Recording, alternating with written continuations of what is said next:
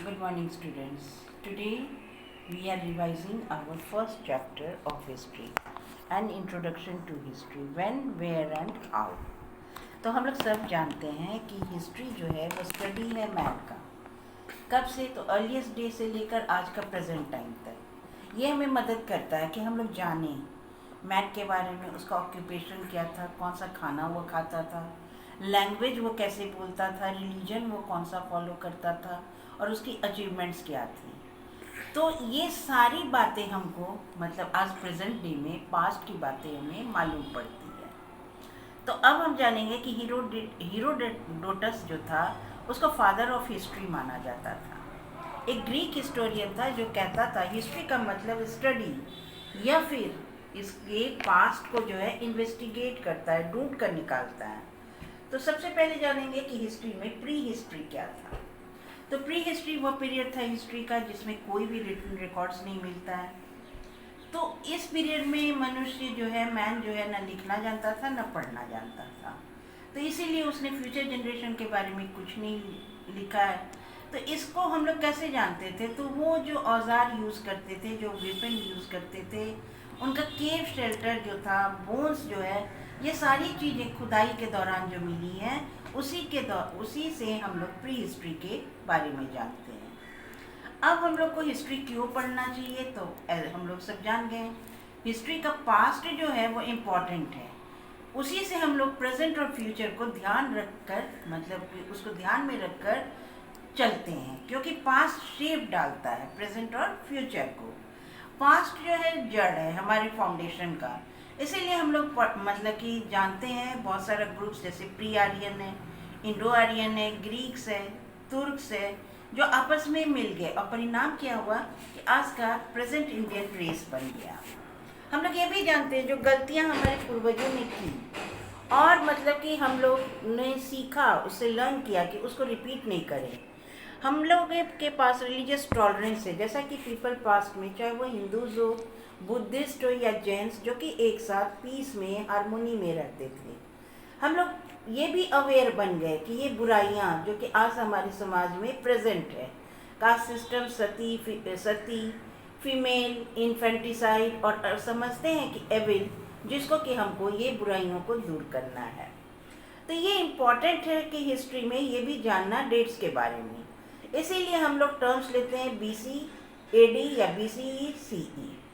तो इन सब के बारे में मैंने आपको अपने नोट्स में भी बता दिया है, ठीक है। अब हम आते हैं ज्योग्राफिकल फ्रेमवर्क। तो हर कंट्री वर्ल्ड का प्रभावित होता है उसके ज्योग्राफिकल फीचर्स से। हिस्ट्री जो है इंडिया का वो प्रभावित हुआ है उसके ज्योग्राफिकल फीचर्स से। हम लोग उसको देखें तो great Himalayas, northern plains, great Indian desert, Deccan plateau, coastal plains, इन सारी चीज़ों को हमने आपके क्वेश्चन के आंसर में भी दिया है, प्लस नोट्स में भी दिया है।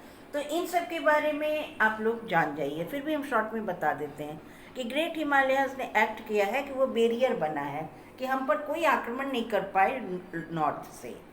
अब नर्दर्न प्लेन्स ये क्या है कि फर्टिलिटी है, नर्दर्न प्लेन्स में मदद किया है कि उसने फॉर्मेशन किया बड़े बड़े एम्पायर जैसे मौर्य, गुप्ता और मुगल्स का। इंडियन डेजर्ट, तो जो कठोर कंडीशन है थार डेजर्ट का, वो सूटेबल नहीं है।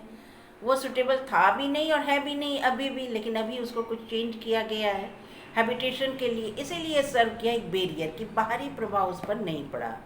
दक्कन प्लेटू तो एक गुड मिलिट्री बेस देता है। बड़े बड़े एम्पायर जो है स्टैब्लिश नहीं कर पाए वहाँ पर। बड़े दुख की बात है कि लंबे समय तक उनका उस पर स्टैब्लिशमेंट नहीं रहा। मराठा हमेशा एक चैलेंज रहे बिग मुगल एम्पायर के लिए।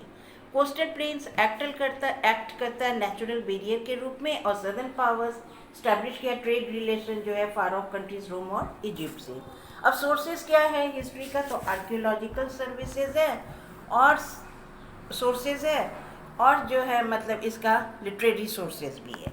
तो आर्कियोलॉजिकल सोर्सेज में आता है कॉइन्स, केव्स, इंस्क्रिप्शन, मॉन्यूमेंट्स, ठीक है। ये सब बना हुआ है इसीलिए हमें मिलता है।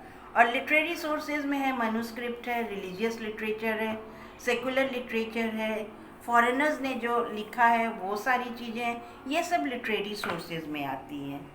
तो अब जो है हम लोग ये सारे सोर्सेज मिलकर हमें मदद करते हैं कि हम लोग हिस्ट्री ऑफ इंडिया को रिकंस्ट्रक्ट करें। तो बस इतना ही, लेकिन आप लोगों को लाइन बाय लाइन पढ़ जाना है। ये नहीं है मतलब कि आप लोगों को करना है कि अब इसमें फिल इन द ब्लैंक्स है तो इसी से उठाकर क्वेश्चन है, या मैच द फॉलोइंग, ये सब नहीं, या पीछे जो है केवल उसी से, ऐसा नहीं है। इसीलिए चैप्टर 1 को आप लोगों को अच्छी तरह पढ़ जाना है। जैसे फॉर एग्जांपल हम एक दे रहे हैं कि मतलब प्री हिस्ट्री, मतलब कि ये जो है सॉरी, अब फादर ऑफ हिस्ट्री किसे कहा जाता है, तो उसमें 4 ऑप्शन रहेगा।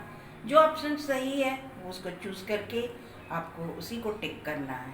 इस तरह से आप लोग जानेंगे तब ना, टेक्स्ट को पढ़ेंगे तभी, तो इसीलिए चैप्टर को लाइन बाय लाइन पढ़ जाइएगा। That's all. ये हमारा रिवीजन क्लास था और उम्मीद है कि आप लोगों को मतलब हिस्ट्री पोर्शन में जितना मार्क्स है 7 है तो 7 में 7 आना चाहिए। Have a nice day.